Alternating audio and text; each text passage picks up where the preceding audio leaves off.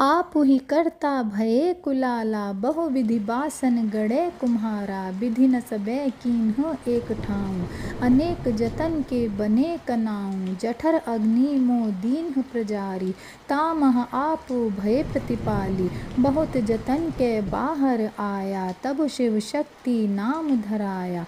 घर का सुत जो होए अयाना, ताके संग न जाहु सयाना।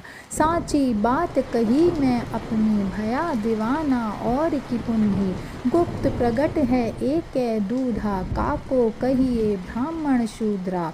झूठे गर्भ भूलो मति कोई, हिंदू तुरक झूठ कुल दोई।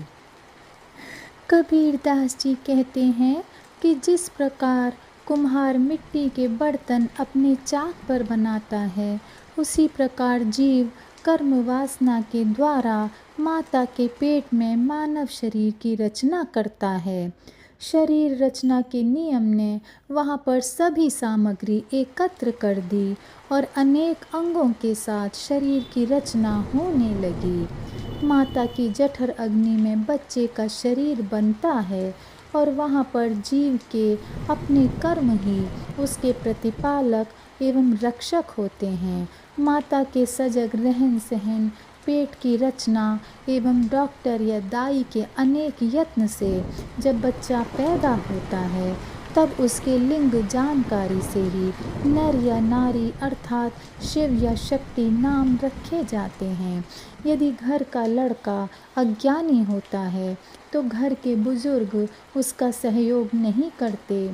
ठीक उसी तरह यदि मनुष्य का मन गलत रास्ते पर जाए तो हमें उसका साथ नहीं देना चाहिए और उसे दुष्कर्म करने से रोकना चाहिए।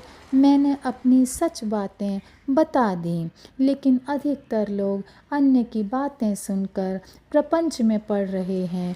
दूध गाय भैंस के स्तनों में हो या पात्र में रखा हो, दूध तो वही है। इसी प्रकार प्राणी माता के उदर में हो या बाहर प्रकट हो गया हो, मनुष्य तो वही है।